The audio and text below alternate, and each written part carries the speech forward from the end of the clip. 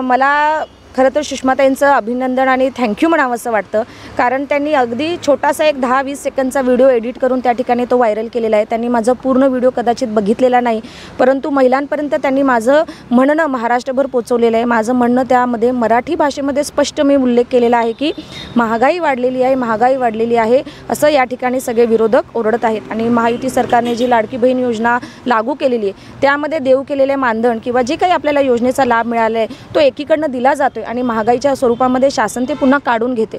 त्या व्हिडिओमध्ये मी स्पष्ट म्हणालेली आहे की महागाई वाढल्यामुळे सगळं आपण जर पकडलं की स्वयंपाकघरामध्ये लागणाऱ्या कुठल्याही वस्तू असतील, घरं चालवण्यासाठी लागणाऱ्या वस्तूंची महागाई वाढून महिन्याला खचून 400 ते 500 रुपये वाढीव महागाई खर्च हा महिलेला त्या ठिकाणी पडत असेल।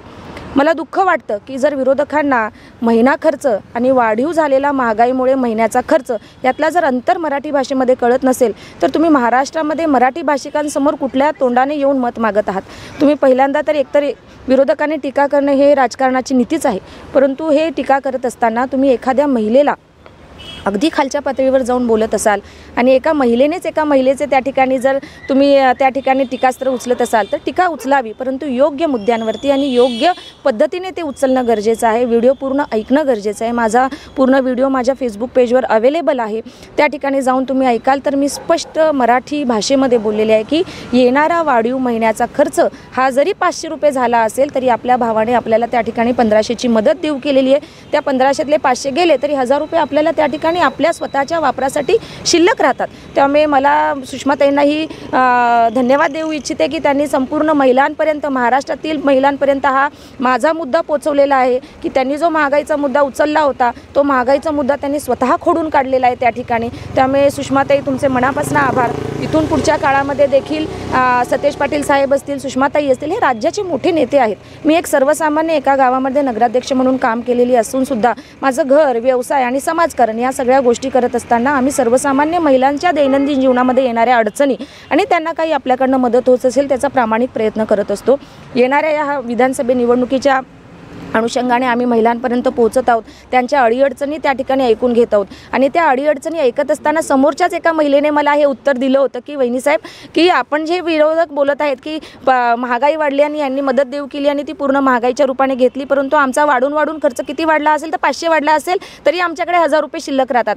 हे त्या महिलेने माझ्यासमोर बोलल्यानंतर मी ते तिचं म्हणणं त्या ठिकाणी इतर महिलांसमोर घेऊन जात होते।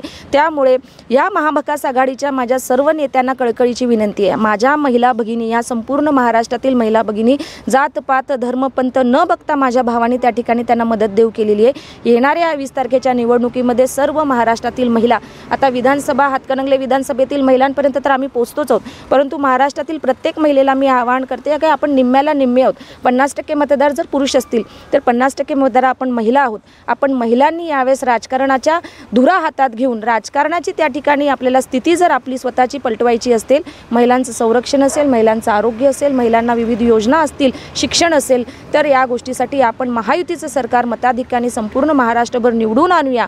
आणि या ठिकाणी विरोधकांना देखील मी या ठिकाणी सांगते की आमचं सरकार निवडून आल्यानंतर आम्ही लागू केलेल्या योजना आम्ही त्या ठिकाणी बघणार नाही की तुम्ही विरोधक आहात की कुठले आहात, आम्ही सर्व पात्र त्या ठिकाणी महिलांना, पात्र सगळ्या जनतेला त्या आमच्या लाभाचा, आमच्या त्या योजनेचा लाभ नक्की पोहोचवू। आणि सुषमाताई तुम्ही देखील आपल्या सर्व म्हणजे तुम्हाला मानणाऱ्या घटकाला देखील त्या योजनांचा लाभ द्यावा, कारण कुठलाही पात्र माणूस या योजनांपासून वंचित राहू नये हीच आमच्या महायुती सरकारचं धोरण असणार आहे।